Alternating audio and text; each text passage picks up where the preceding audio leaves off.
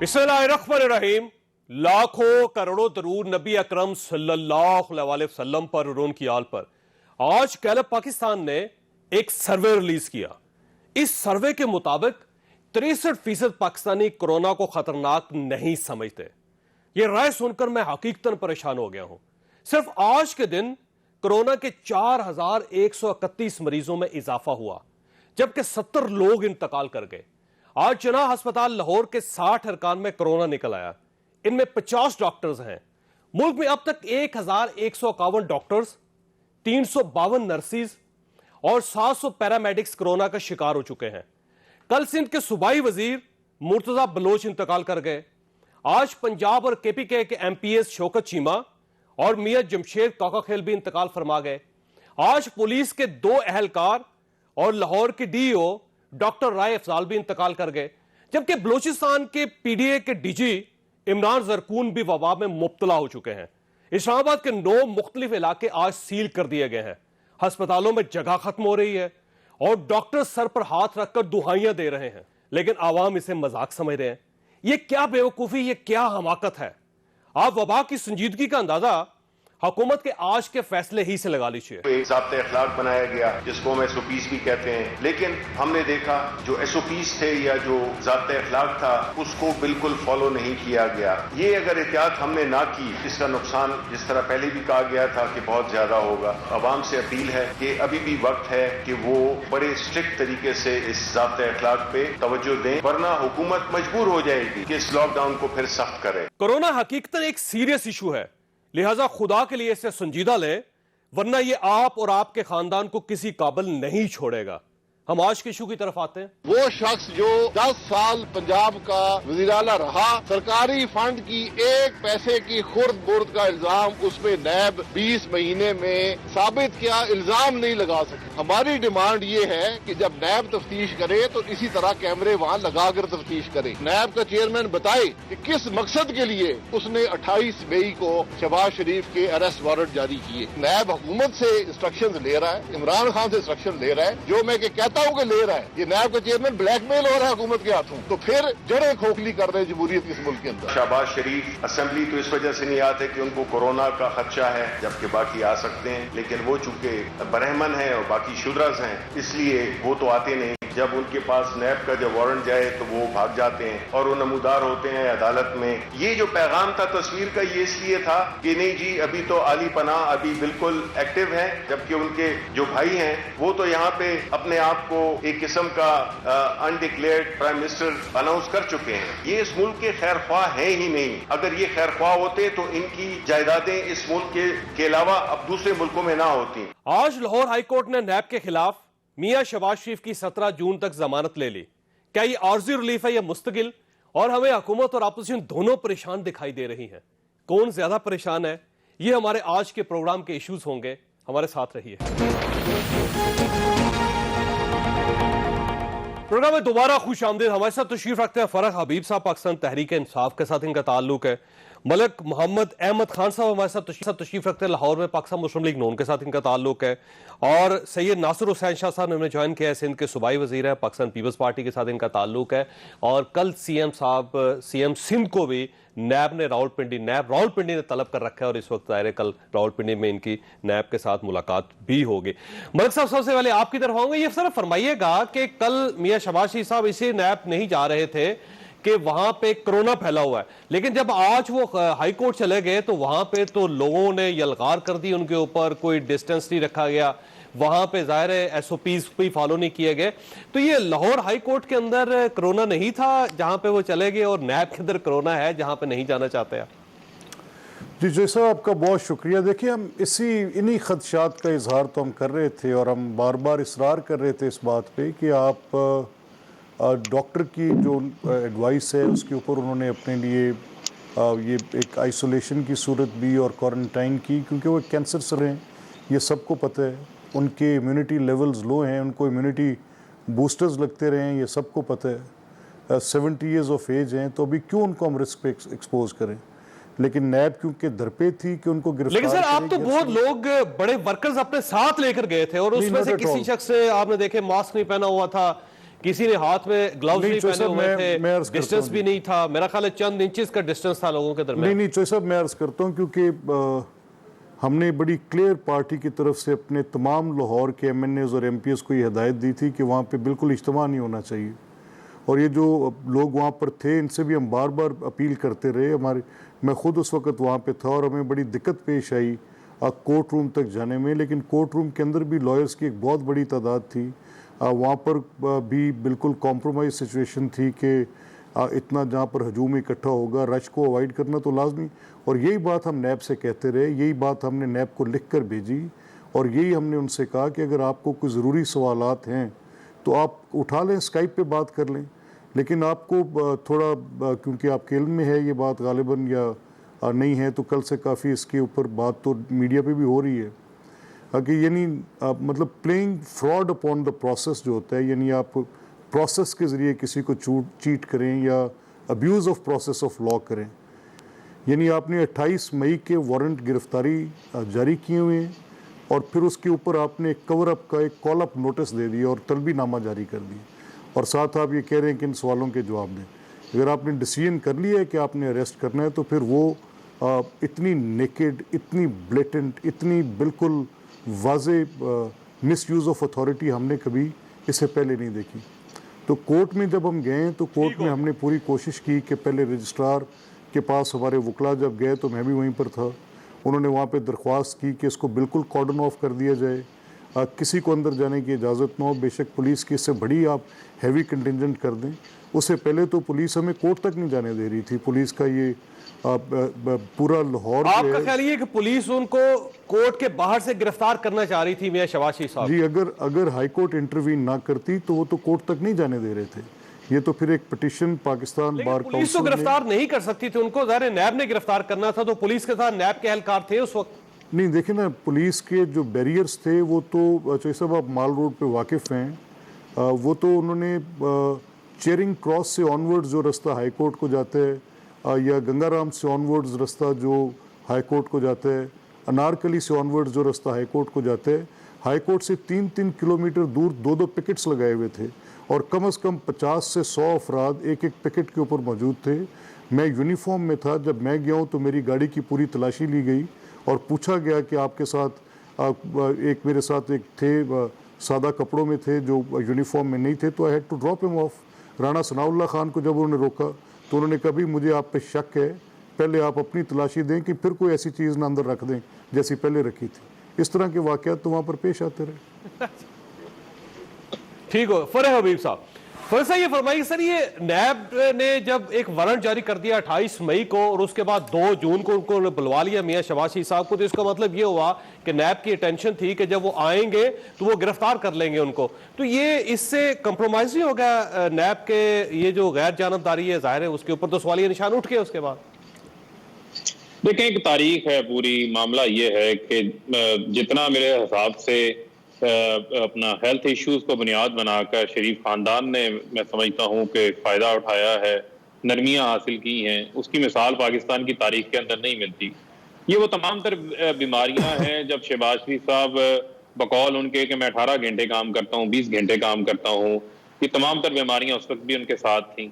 अब मामला ये है कि अगर नैब में पेश हो जाते तो नैब में तो ना पार्टी वर्कर्स होते, ना वकला होते, ना इतना रश होता, ना इतनी बड़ी तादाद में SOPs की खिलाफ वर्जी होती। अब अगर वहां पर आज को बड़ी तादाद के अंदर अगर 2-4 कैरियर्स भी वहां पर कोरोना के हों और इतनी बड़ी तादाद में लोग आए थे, तो आप उसको मल्टीप्लाई कर लें कि कितनी बड़ी SOP की जो है वो आज खिलाफ वर्जी की मुर्तकब हुए हैं। ये चलें, ये मामला इन्होंने कर लिया। ये फरमाइए पुलिस किस चक्कर में लगाई गई थी इतनी ज्यादा पूरी मॉल रोड के ऊपर, फिर लाहौर हाई कोर्ट को कॉर्डन ऑफ किया उन्होंने। पुलिस के पास तो कोई अथॉरिटी नहीं थी, पुलिस तो उनको गिरफ्तार ही नहीं कर सकती, तो नैब ने गिरफ्तार करना था। तो ये पंजाब पुलिस ने, पंजाब गवर्नमेंट ने पुलिस क्यों लगा दी वहां पे? देखें, बात यह है कि जो पुलिस का बुनियादी काम है, पुलिस का बुनियादी काम है लॉ एंड ऑर्डर की सिचुएशन को मेंटेन करना। जब आप इस किस्म का मामला होता है तो उस वक्त वैसे ही जो है वो सिक्योरिटी जो है इन मामलात के अंदर बढ़ाई जाती है। और हालिया दिनों में जब ये लॉकडाउन का मामला था और बाकी चीजें थी, तो उस वक्त ये जो बता रहे हैं कि नाके लगे हुए थे, नाके बहुत सारी जगहों के ऊपर जो है वो मौजूद थे। और जहां तक रही बात नैब ने वारंट जारी किए या उनको अपने पास बुला लिया, तो ये नैब का मामला है। अब चेयरमैन नैब के पास इख्तियार है कि वो जिसको चाहें जिस मर्जी स्टेज के ऊपर चाहें गिरफ्तार करवा सकते हैं, उसके वारंट इशू कर सकते हैं। नहीं, वो सही है, लेकिन सर ये गवर्नमेंट के गवर्नमेंट के मशीर जब खुद कह रहे हैं कि अल्टीमेटली इन्होंने गिरफ्तार ही होना है, तो इसका मतलब ये हुआ कि नैब का इशू तो ना हुआ, फिर गवर्नमेंट को कैसे पता चल जाता सर? देखिए, बात यह है कि आप जो है वो अपना मौकफ देने के ऊपर तो नहीं किसी को पाबंदी लगा सकते। और मामला यह है कि जिस केस में इनको बुलाया जा रहा है, ये वही केस है जिस केस के अंदर जो है वो हमजा शहबाज की जो है वो अभी तक जमानत नहीं हो पा रही। ये वही मामला है जिस मामले की वजह से सलमान शहबाज जो है वो पाकिस्तान का दौरा करना पसंद नहीं कर रहे, वो मफरूर हैं। और यही वजह है कि जो है वो शहबाज शरीफ साहब कभी मेडिकल सर्टिफिकेट्स जमा करवाते हैं नैब के अंदर, कभी कहते हैं स्काइप पे आ जाएं। कितना दौरा में आ रहा है, असेंबली का अजलास जो है ये कहते हैं फिजिकली बुलाया जाए, इन पर्सन बुलाया जाए, और बाकी अजलास पार्टियों के हों चाहे जो मर्जी हो, वो ये स्काइप के ऊपर करना बंद करते हैं, क्योंकि खुद बाकी एमएनए को, बाकी लोगों को इन्होंने इस पे डालना है। जी शाह साहब, ये फरमाइए, तो जाहिर है सीएम साहब भी पेश हो रहे हैं और दो केस है उनके ऊपर, एक तो जाली अकाउंट्स का केस है, दूसरा वो जो रोशन सिंह का कुछ लोगों को गलत आपने ठेके दे दिए थे और उसमें पैसा बनाया, दो कंपनी से प्ली बार्गेन कर ली, 4 लोगों ने प्ली बार्गेन कर ली। तो कहीं आपको भी ये खदशा तो नहीं कि कल जाएंगे सीएम साहब तो खुदा ना खास्ता कहीं गिरफ्तार तो नहीं हो जाएंगे वहां से? बिस्मिल्लाहिर्रहमानिर्रहीम, अल्लाहुम्मा सल्ली अला मुहम्मद व आलि मुहम्मद।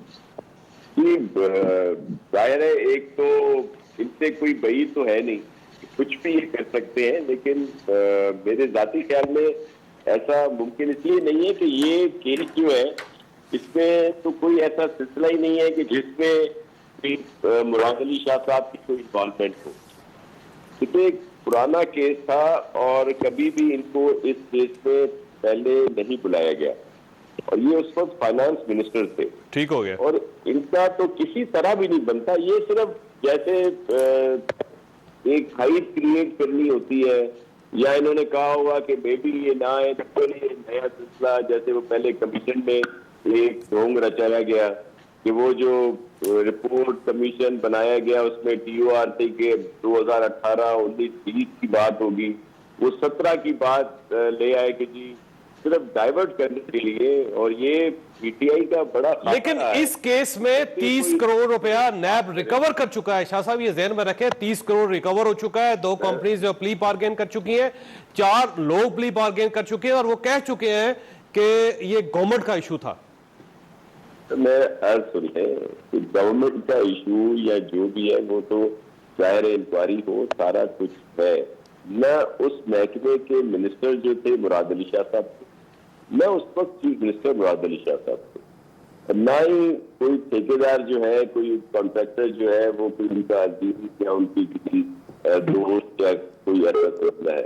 ये तो एक वो एक पोस्ट पे, और ये दिखाना चाह रहे हैं जिस तरह मियां साहब का, शहबाज शरीफ साहब का आपने देख लिया कि इस वक्त जो बस ये सिर्फ वही है कि अपनी लोगों की जो पेंशन है, लोगों का जो सोच रहे हैं उसको ये डाइवर्ट कर रहे हैं। एक तो जिस तरह इन्होंने कोरोना में कुछ ऐसा नहीं किया और इस पर वो फैल गया जिसको हम रोका जा सकता था, वो इन्होंने नहीं किया। ये अपने केसेस जो है कमीशन बताए ना कि जिस कमीशन में प्राइम मिनिस्टर साहब उसकी अप्रूवल दे रहे हैं एक्सपोर्ट की, और कमीशन खुद कह रहा है कि एक बड़ी वजह चीनी महंगी होने की ये थी कि जी ये इसको एक्सपोर्ट कर दिया गया, वो जिक्र कहीं तक नहीं आता। ठीक हो जो चीफ मिनिस्टर सब्सिडी देता है पंजाब का, उसके लिए शहजाद साहब कभी नहीं बोलते। ये सिर्फ डाइवर्ट करने वाली बात है। और तो आपका ख्याल ये शाह साहब कि ये डाइवर्जन है कोरोना के इशू से और चीनी और आटे की जो कमीशन की रिपोर्ट है उससे, ये डाइवर्जन है, और ये डाइवर्जन में पाकिस्तान मुस्लिम लीग नून की लीडरशिप को गिरफ्तार करने की कोशिश की जा रही है, और आपको मैंने ब्रेक लेनी है, लेकिन अब सवाल ये है कि क्या एहतसाब को फिर बंद कर दिया जाए अगर ये आप समझते हैं डाइवर्जन है? तो एक छोटी सी ब्रेक के बाद दोबारा होते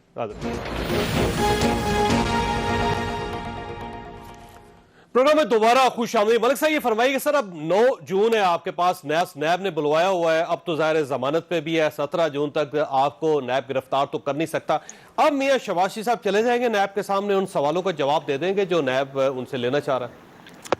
देखिए चौधरी साहब, हमारा बुनियादी मसला क्या है कि हमें नैब की जो प्रोसीडिंग्स हैं, अगर इसके अंदर मेलाफाइडी एविडेंट हो, नज़र आ रही हो कि मेलाफाइडी है, और नैब का किरदार जो है वो एहतसाब से ज़्यादा सियासी हो, नज़र आ रहा हो कि सियासी है, और उसका एतराफ़ भी हो, मुझे आपको बताने की ज़रूरत नहीं है। गवर्नमेंट का और नैब का कैसे नेक्सस सियासी है सर?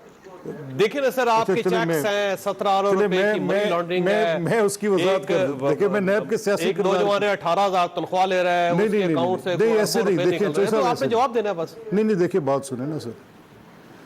देखिए जहाँ तक इस चीज़ का ताल्लुक है कि किसी इन्वेस्टिगेशन का जो सब्जेक्ट मैटर है, मुझे कोई एतराज़ नहीं है, हर सवाल होना चाहिए और हर सवाल का जवाब होना चाहिए।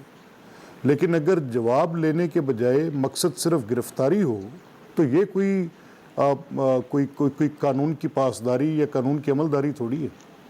अब मैं जो आपसे कह रहा हूँ कि नैब का जो किरदार है कि वो एहतसाब से ज़्यादा सियासी है, तो उसमें कोई मेरे पास एविडेंस है इस चीज़ की कि नैब ने जब से इसकी क्रिएशन है उस वक़्त से भी इसके मामलात ऐसे रहे, लेकिन मौजूदा हुकूमत के बारे में नैब के इनकम्बेंट गवर्नमेंट को कायम रखने के सिलसिले में चेयरमैन नैब खुद ऑन रिकॉर्ड है। उनको कौन कह सकते हैं, आज तक उनकी तरदीद नहीं है। आपके साथ ही उनकी वो मीडिया इंटरेक्शन थी। लेकिन सर अगर ये नैब गवर्नमेंट के किसी ओहदेदार को गिरफ्तार कर लेता है, बस जहांगीर तरीफ साहब को गिरफ्तार कर लेता है, देखिए परवेज साहब को कर लेता है, या फिर खुशरो बख्तियार साहब को कर लेता है, तो फिर ये नैब ठीक हो जाएगा। मुझे किसी ऐसे एक्ट से कि अगर सुप्रीम कोर्ट मियां नवाज शरीफ साहब को डिस्क्वालीफाई करती है और उसी के बैलेंसिंग एक्ट में जहांगीर तरीन को करती है, तो आई वोंट अप्रिशिएट दैट। मैं तो इस निज़ाम के ख़िलाफ़ बात कर रहा हूँ कि ये क्या तरीक़ाकार है कि जिस मर्ज़ी अदारे को जैसे मर्ज़ी चाहें आप अपने सियासी मकासद के लिए इस्तेमाल करें। हम तो अदालत में भी सियासत के ख़िलाफ़ थे और नैब के भी सियासी किरदार के ख़िलाफ़ हैं। आप एहतसाब इसका का बुरा मतलब तो ये हुआ कि अगर कोई सियासतदान है, वो एक मजबूत कुर्सी पर बैठा हुआ है, उसके बेटे या उसकी फैमिली के 17 अरब रुपए के अकाउंट्स निकल आते हैं, वो 18,000 रुपए का मुलाजम रखता है, 2 अरब रुपए उसके अकाउंट में डाल देता है, आपके एमपीएस ये कह देते हैं कि जी हमने जो पार्टी फंड में पैसे जमा करवाए थे वो किसी और अकाउंट में चले गए, तो ये फिर जस्टिफाइड है, फिर होता रहे ये? बिल्कुल नहीं, इन्वेस्टिगेशन का हक है। देखिए ना, जैसे एक ख़ास बयानिया तरतीब दिया जाता है और जो हकीकत के बरक्स बात की जाती है। हम जब पूछते थे कि आप, शहजाद अकबर साहब से मेरी अपनी बात हुई एक मीडिया इंटरेक्शन में, मैंने कहा कि आपने तो ये एक तासुर उभार दिया कि एक शख्स जो बैरून मुल्क नहीं गया और वही ऑर्डरिंग कस्टमर है। आपने ये तासुर उभार दिया कि उसी की तरफ से इन्वेस्टमेंट्स आती हैं। आपने ये तासुर उभारा कि आपकी फॉरेन ट्रांजैक्शन जो इनवर्ड रेमिटेंसेस थी, जो कि लॉफुल थी, 1992 से पूरे पाकिस्तान की ये प्रैक्टिस थी कि उसकी आपने वो डिक्लेरेशन जो देनी है वो सिर्फ आपने फॉर्म MT 130 है जो आपके बैंक में लिखना है, और आप मुझसे पूछ रहे हैं कि उसकी डिक्लेरेशन मैंने क्यों नहीं दी, इसलिए कि लॉ ये तकाजा नहीं करता था, और उसको आज आपने क्रिमिनलिटी के तौर पे पेश करना शुरू कर दिया, और वो भी सिर्फ एक ख़ानदान के ख़िलाफ़, बाकी किसी के ख़िलाफ़ नहीं। तो ये अजीब सा लगता है, यहाँ पर एतराज़ होता है। और अजीब सा ये भी लगता है कि आप नैब की तफ्तीश में सवाल पूछें, हक है आपका। भाई ये राइट कोई नहीं देता कि आप अनब्रिडल्ड अपनी मर्जी से उसको अपने विम्स के ऊपर मेलाफाइडी के साथ, बदनीति के साथ आप उसकी अपनी एक्सरसाइज ऑफ पावर को इतना ही आप उसको ब्लेटेंट नेकेड वायलेशन करते थे फेयर प्ले की, और आगे से कोई बात भी ना करे। यार ये कैसे मुमकिन है? आपने सवाल पूछा। फरज साहब, ये वैसे एक नुक्ता है जो मलिक साहब जिसका जिक्र कर रहे हैं, होता यही है कि नैब के पास जो शख्स जाता है उसको गिरफ्तार कर लिया जाता है, जब रेफरेंस की बारी आती है तो किसी जगह पे कोई भी जुर्म साबित नहीं होता। ये सारे जो इल्जामात जो शहजाद अकबर साहब ने लगाए थे उसका एक रेफरेंस तैयार करके कोर्ट के हवाले कर दें, कोर्ट मियां शहबाज शरीफ को बुलवा लेगी, बुलवा के वहीं पे फैसला कर देगी।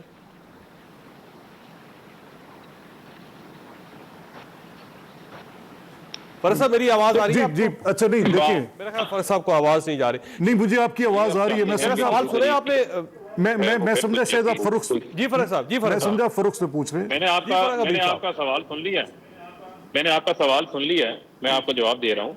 देखिए, ये चाहते हैं कि फिर से जो है वो जस्टिस रिटायर्ड कयूम जैसे जो है वो नैब के चेयरमैन बन जाएं, या कुछ ऐसे जजेस आ जाएं जो मादी में जिस तरह का मनचाहा रिलीफ ये चाहते थे इनको मिल जाया करता था, चीजों को ये मैनेज कर लिया करते थे। अब मामला ये है कि पहली बार जो है वो इनका एहतसाब शुरू हुआ है, हकीकी मानों के अंदर जो है वो चीजें खुल के सामने आ गई हैं। रिटायर्ड जज है और इन्हीं ने लगाए हैं। देखें, मैं वही तो कह रहा हूं, और फिर रोध हो भी यही रहे हैं, लगाने वाले भी खुद ही हैं और उनके ऊपर डिस्ट्रस्ट भी ये खुद ही कर रहे हैं। तो अगर आज वो इनकी फेवर में काम कर रहे होते तो वो बहुत अच्छे होते। आज अगर जो है वो एहतसाब का अमल रोक दिया जाए, एहतसाब बंद कर दिया जाए, तो ये सब जो है वो इनको जो है वो कहेंगे ये कोई बहुत महा आदमी है। मामला ये है कि आपसे जो सवाल पूछे जा रहे हैं, जो आपके ऊपर केसेस हैं, 90 दिन की आपने गिरफ्तारी है केसेस सर, का जवाब देना है। सर फैसला भी तो होना है ना, तो रेफरेंस भी तो तैयार होना है ना। इनको एतराज ये है कि किसी शख्स को पकड़ लिया जाता है, 90 दिन अंदर फेंक दिया जाता है, रेफरेंस की बारी आती है, नहीं निकलता। नहीं, देखें, बात ये है, रेफरेंसेस तो बेशुमार जो है वो दायर हो चुके हैं। अब जाहिर बात है, एक प्रोसेस है, उस प्रोसेस के अंदर जो है वो प्रोसिक्यूशन ने अपना काम करना है, इनको फेयर ट्रायल का मौका मिलना है। नैब अदालत में केस चलेगा, वो अदालत सुनेगी, सुन के उसके ऊपर फैसला सुनाएगी। अब मामला ये है कि जब आप चीजों को एक प्ले करेंगे आगे टीवी के ऊपर, जी हमें पकड़ लिया, पकड़ने के बाद कुछ नहीं निकला, तो फिर ये बता दें कि कौन सा केस ऐसा है जिस केस के अंदर ये बरी हो चुके हो या इनका एक्विटल हो चुका हो। नैब जो है वो नवाज शरीफ को जो सजा हुई है वो इन्हीं रेफरेंसेस की बुनियाद के ऊपर ही उनको भी सजा हुई है। वो अब जो है वो बाहर बैठे हुए हैं, वो वहां पर जो है वो इलाज नहीं करवा रहे। दूसरा मामला बड़ा सादा है, इसको हमें इतना मैं समझता हूं कि कोई ट्वेस्ट करने की जरूरत नहीं है। कोई किसी के खिलाफ इंतकामी कार्रवाई नहीं कर रहा। देखें, वापस तो आप बरतानिया की हुकूमत को लिख दें। सर, जिन्होंने गारंटी दी थी वो खुद छुपते फिर रहे थे, कल आपके सामने हैं। हालांकि मैं तो शहबाज शरीफ साहब जो टीवी इंटरव्यू पे पता नहीं आपके शो में कह रहे थे कि मैं जो है वो गिरफ्तारी से नहीं डरता, और कल आपने देख भी लिया कि कितना बहादुरी का जो है वो मुजाहरा उन्होंने किया। मामला ये है कि अब जो इस सिस्टम को, इस निज़ाम को ये चाहते हैं कि ये किसी तरीके से जो है रोल बैक हो जाए।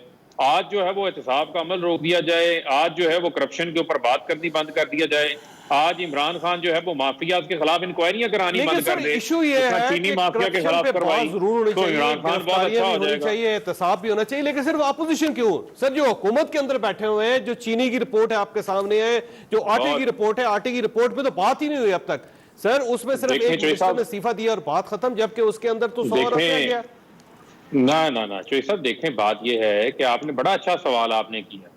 बात यह है, हमारी हुकूमत को आए अभी जो है वो 2 साल मुकम्मल नहीं हुए। ठीक है, ये 40 साल से इक़्तिदार में थे, कई बार कीमतें बढ़ी, कई बार जो है वो बहरान इस मुल्क के अंदर आते रहे। कौन सी इंक्वायरियां इन्होंने बनाई? इनके दौर में तो जो आपको पता है, कभी एलडीए प्लाजा में आग लग जाती थी, कभी मेट्रो में आग लग जाती थी। 2020 की बारी है। सुन लें, वो भी जो इंक्वायरी है वो आगे कैबिनेट ने लिख दिया, उसको एफआईए टेकअप करे, उसके ऊपर नैब रेफरेंस बनाए, जो भी उसके जुमरे में आएगा वो उसको कानून के मुताबिक उसको जो है वो भुगतना पड़ेगा। सीएम पंजाब उसमें 3 अरब रुपए की और गलत सब्सिडी दी, तो पकड़े उनको, क्यों नहीं पकड़े? या जहांगीर तरीन साहब का जिक्र है, खुसरो बख्तियार साहब का जिक्र है, शमीम खान साहब का जिक्र है, तो गिरफ्तार करें। देखें, बात यह है कि पहले तो आप इस बात को एक्नॉलेज करें ना कि जिस कमीशन के जो कमीशन लिख देता है हुकूमत के मामलात के ऊपर, उसने लिख दिया, लेट्स सपोज वजीर आला का लिखा या असद उमर का लिखा, जहांगीर तरीन का लिखा या शायद खाकान अब्बासी का लिखा, बाकियों का लिखा, वो रिपोर्ट पब्लिक की गई है। अब वो रिपोर्ट जो है वो इदारों के लिए भी मौजूद है, उसके ऊपर इदारे जो है वो टेकअप करेंगे, जो जिसका किरदार होगा, रोल होगा, उसके मुताबिक जवाब तो मदरसा ने देना। लेकिन ये शहबाज साहब की रिपोर्ट वो भी आपने पब्लिक कर दी तो काफी है, बस एहतसाब तो खत्म हो गया। शाह साहब की तरफ नहीं, आपका ख्याल है कि डाइवर्जन है, तो गवर्नमेंट को डाइवर्जन से क्या फायदा होगा सर? वो जी शाह साहब, देखें जी, ये असल इशू वही है कि पूरा डाइवर्ट करते हैं। अब चले, आपने कह दिया, जैसे मेरे मोहतरम दोस्त कह रहे थे कि जी हम तो अभी नए आए हैं, चलो ये फरिश्तों की नई गवर्नमेंट आई है, इसका हिसाब भी हो जाएगा। बहुत सारे लंबे केस हैं, लेकिन 5 साल केपी वाले एक कहाँ है जो इनके ऊपर केसेस हुए थे। फिर उसके बाद ये जो मुस्लिम लीग नून और पीपल्स पार्टी से झूठ से धुले हुए इनके पास आए हैं, और जिन पर उस वक्त केसेस थे, उन केसेस पे पेशरफ क्यों नहीं होती?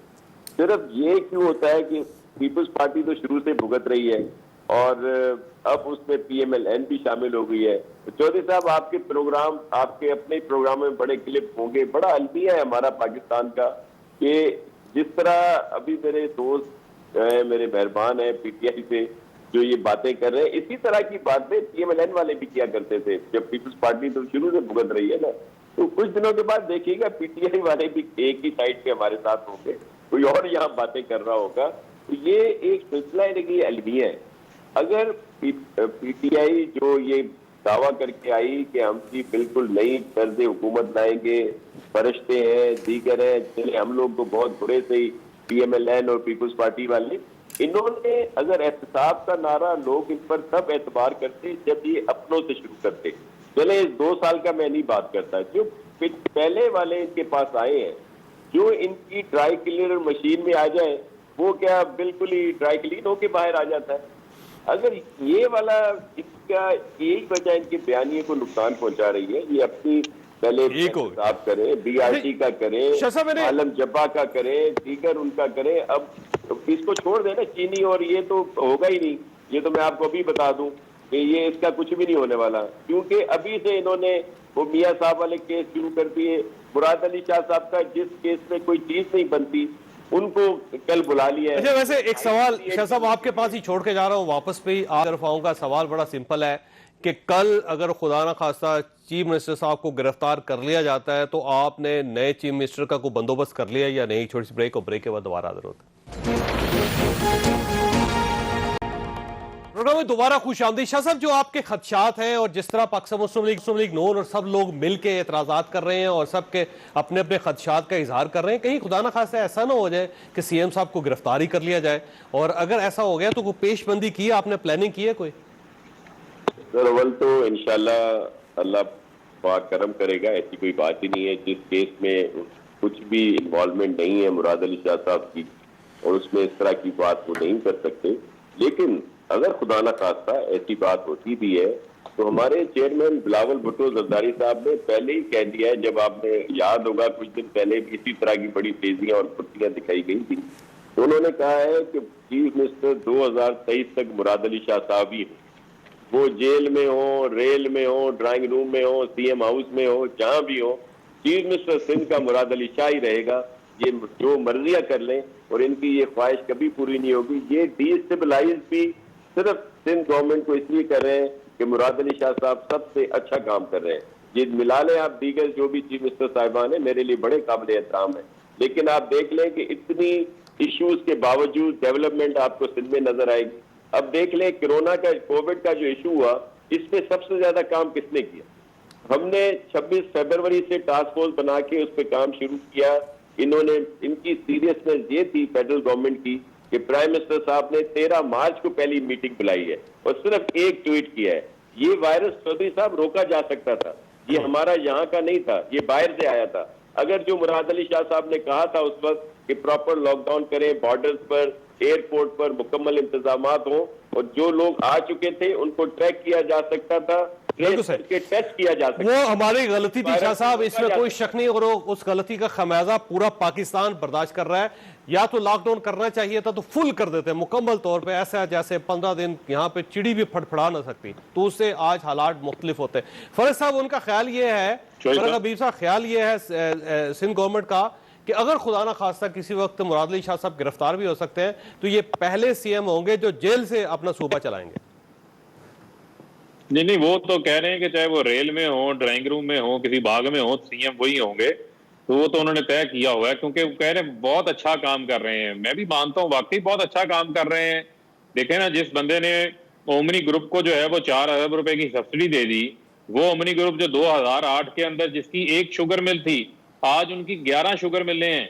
ये वही ओमनी ग्रुप है जिस ओमनी ग्रुप से जो तोशाखाना केस है, जो जरदारी साहब की BMW के जो पैसे दिए गए हैं वो वही शुगर मिल से दिए गए, अंसारी शुगर मिल से पे किए गए हैं।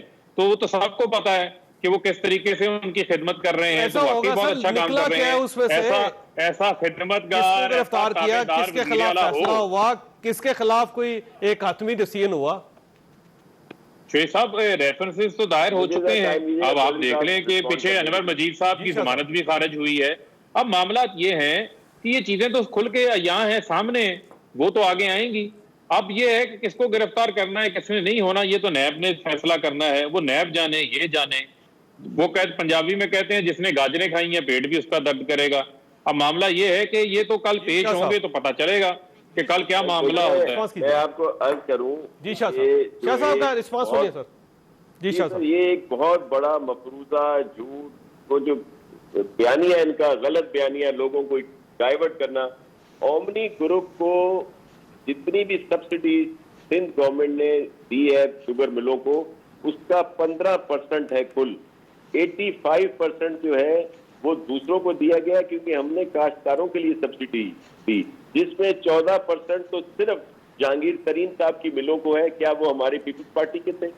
जिसमें जो मुखालिफों की शुगर मिले हैं उनको मिली। हमारी उस टाइम पे जो सब्सिडी दी गई उसमें और इसमें फर्क ये है सर कि उस वक्त क्रशिंग का सीजन था, ये कोई फैक्ट्रियां नहीं चला रहा था कि इंटरनेशनल मार्केट में प्राइसेस कम थी, तो इन्होंने सब्सिडी मांगी, वो सब्सिडी दी, उसके बाद मिलें चली और गन्ना आम लोगों का उठा।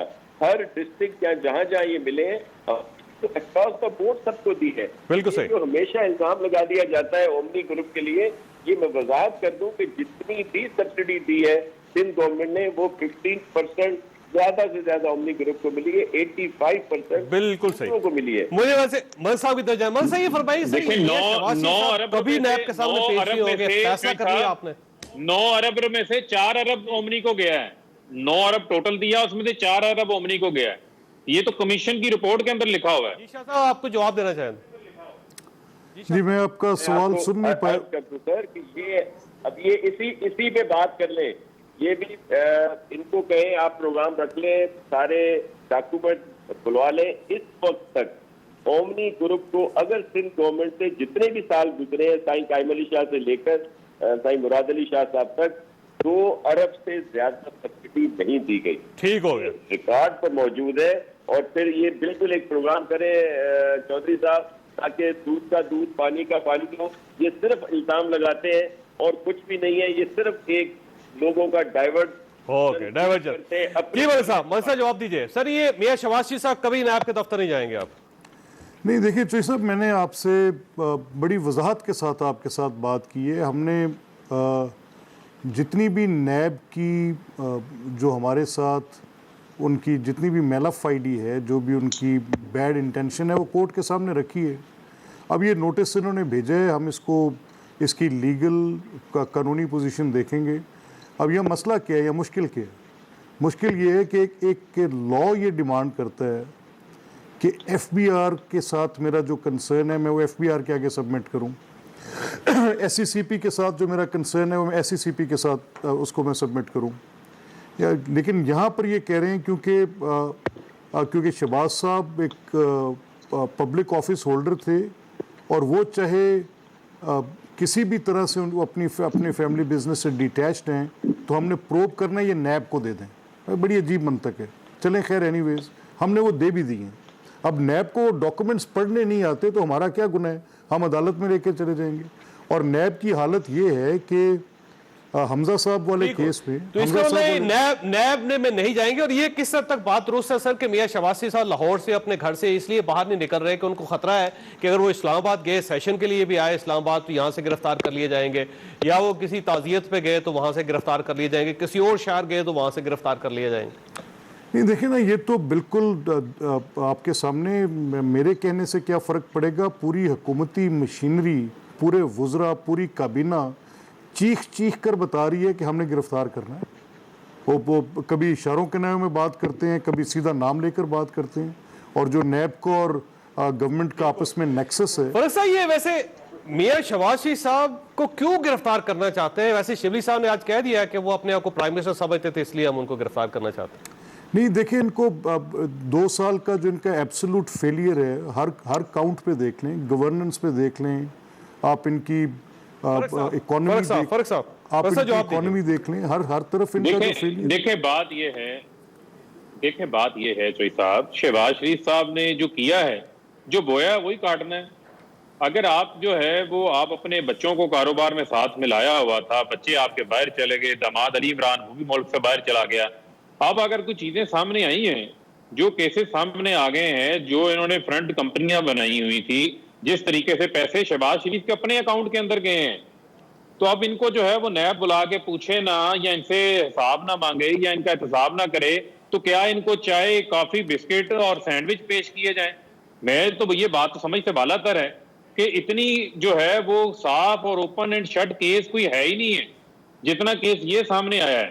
इसी वजह से तो जो है वो इधर उधर आप देख रहे हैं, इनकी फुर्तियां नजर आ रही हैं। तो मैं तो ये समझता हूं कि इनको कानून के आगे जो है वो अपने आप को सरेंडर करना चाहिए। और अगर ये इतने ही आपको नहीं नजर आता है कि इन्होंने कोई करप्शन नहीं की, कोई मामला नहीं है, तो ये निखर के जो है वो सामने आ जाएगा।